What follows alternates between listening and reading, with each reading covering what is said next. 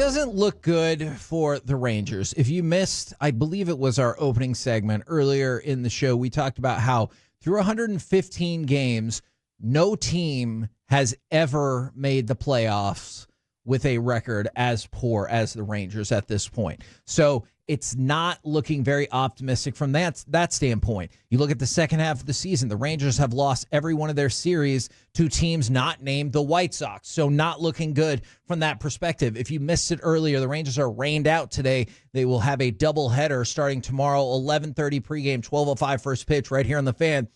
What are your reasons, if any, for Rangers optimism? Not much. I don't think it's going to happen. Okay, I think that at the end of the year, they're probably going to be closer to 90 losses than 90 wins. Yeah. So that's my reality of where the Rangers are now. But if you want me to give optimism, here's where I would have to hope and pray.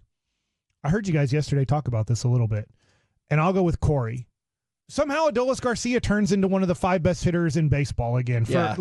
He has been just MIA since about May 10th. I don't know exactly what date it happened, but somewhere in early to mid-May, his season just took a turn, and it has just been really bad. He looks like a lollygagger out there.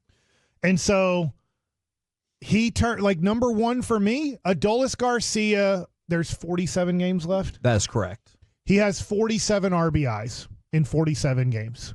Now, I'm not saying one per game. No, there's going to be games that he struggles, but he's the reason you win a couple of those games, because maybe he has 4 in one. If all of a sudden in the first month of the season, he hit close to 300 with 8 home runs, he's going to now have to hit the rest of the season, starting tomorrow, I guess, in the doubleheader, hit 300 with 47 RBIs and over 1 OPS. Okay. I don't know if I'm optimistic about it, but I'm just telling you, that's what needs to happen. That would be my optimism, is that I've seen Adolis do this for small stretches. This would be the biggest stretch in his life if he ever went 2 months on a stretch. But yeah, he has to go on a heater where we start going, my gosh, he was the MVP of the second half of the season. One of the ones that I thought about straight away was, and I think you and I are probably in the same spot, Mike, in terms of there are good players on this team. There are good things happening on this team.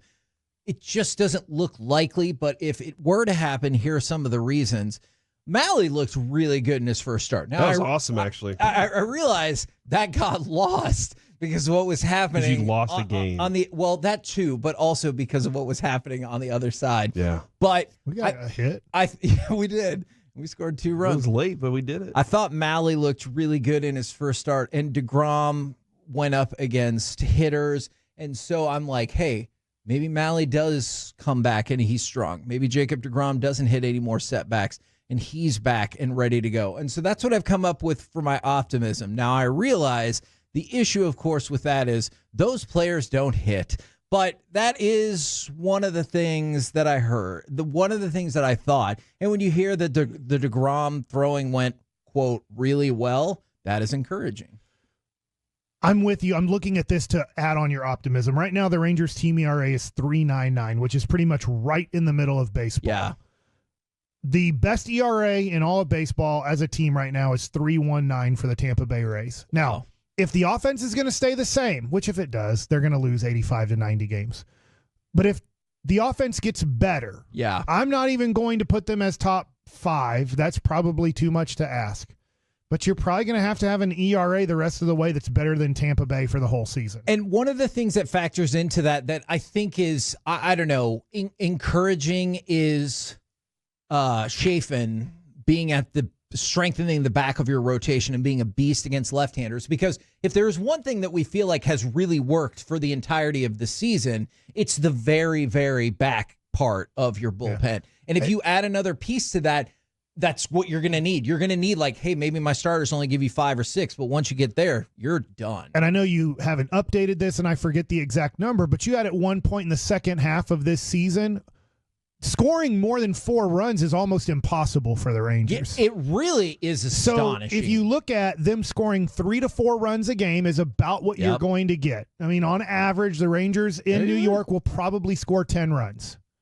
Well, then that means I know that it adds up differently, but if you're going to win the series, most likely you're going to have to hold the Yankees with Aaron Judge and Juan Soto and what they're doing offensively this year. You're going to have to hold them as a team. You're going to have to hold them to 9 runs or less in the 3-game series, which means that would be a team ERA of 3 or better. To win the series, you can only give up a total, and I'm not even saying you're going to win the series doing this, but to your point, you have to somehow figure out a way how to only give up 9 or less runs in the 3 games in the Bronx. Corey, the Rangers in the second half have played 19 games. All right. How many times? It's almost 20. That is true. We'll get to 20 on Saturday. Yep. How many times? And 21. That is also true. Good point. How many times do you think that the Rangers have scored more than 4 runs in 19 games? 19 games, 7. 5. That was close. So I know they lost one of them against Boston. They lost 11-6 in one. That is true. They actually lost another one to Toronto 6-5. But if only I can only count on more than 4 runs, 1 out of every about 4 games. So not even necessarily once the series. That is, to dramatically understate, not good. This is a tough segment, to be honest. I'm so discouraged, Corey, with what happened against Houston. I shouldn't be. It was just a 3-game series, but then I go to, it's not just a 3-game series. It's Baltimore. It's Toronto. It's St. Louis. It's Boston. Now it's Houston. I mean, if you don't play the White Sox, you can't win a series. Yeah. The only, I guess, the thing that really has, what I said yesterday about Adolis definitely still exists. If somehow he finds his happy drug, I don't know what it is. Maybe it's cheese. All right. Cheese has an element in it that makes people happy.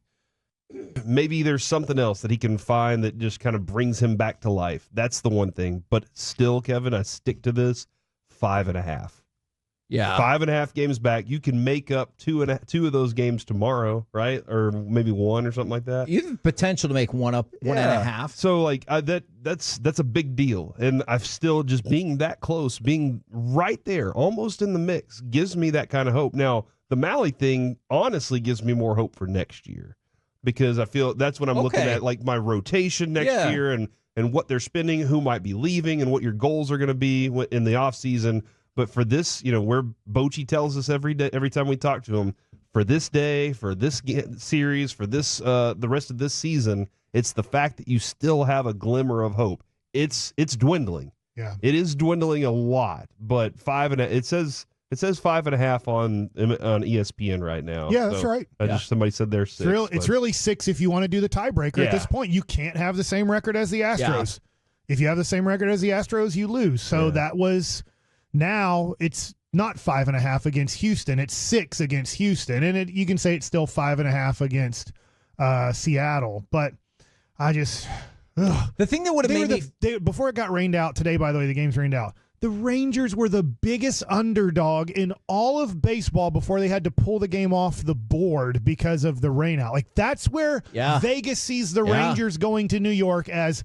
The team that is least likely to win today in all of baseball is the Texas Rangers. Who's the most likely dude to stand up in that club? And Mike, I don't know if this has happened already a couple times this year. Yeah. But who's the most likely dude to stand? It would be Simeon, that he would stand up and say something? Probably not. I think he's a quiet guy. I think he's a good leader. Don't get me wrong. I think that he's a good leader by example.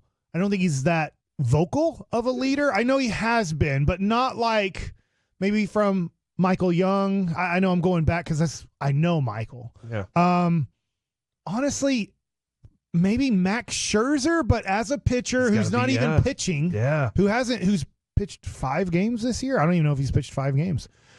Like, that's probably your most vocal guy. But I don't know if it rallies anybody right now. It's got to take a special touch, Kevin, to call out an Adolis. Yeah. But also get him to say, you know what, he's right. And that's what that right leader does whenever you're in this kind of apparel, whenever you're in this kind of situation. You have that one person who's like, I know every one of y'all. I also know I have the respect of all these guys because I give my all, and I know. So I'm going to stand up and say this. I'm going to call people out and hopefully get the best out of them instead of turning them off and turning them the other way. I know this is, I love what you're saying, because I know this isn't about this year. You can't change it anymore. You can release players if you want, but you can't change the chemistry of this team. and this isn't fair. This team won a championship last year. Somehow they did it. But in the offseason, maybe Chris Young has to go get Austin Hedges. Yeah, or like I hate saying I this, did not expect that. maybe get some really loud vocal jerks. Yeah. Like maybe you have too many guys that are just, we're going to play baseball today. If we win, we win. If we lose, we lose. I don't know. Like it's just all this whole season is making me question the future. Yeah. These guys won a championship. Obviously, they're not defending it at all. They are struggling tremendously. In fact, tomorrow when I have to do my keys to the game for Bally's for a doubleheader, my first key, I'm already going to give it away. Have fun. Forget about the championship. Forget about this season. Just go out there and play like you're a bunch of 10-year-old boys.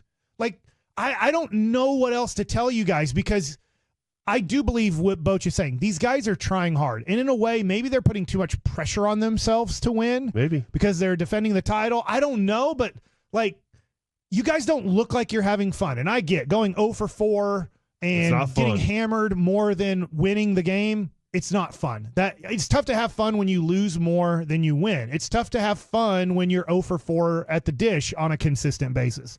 But I'm like, something has to change here because there doesn't seem to be this connection of we'll figure out how to win. We will figure a way to win. And I kind of was like, dude, just try to steal all the bases. If it doesn't work, so what? It's not working, not stealing. Yeah. And that's kind of where I'm at is like, start trying to do dramatically different things than you've done. And maybe that will change. Maybe bring Scott Stapp in. Just have him. Is it the lead singer of Creed? Yeah, have him do an a cappella version. Guys, we got to get back to it. Have him manage the game. Yeah, have him manage with Boch. Assistant. Okay. Interim manager. I don't know what it's called. No have fun. Bad ideas. Number 1, have fun.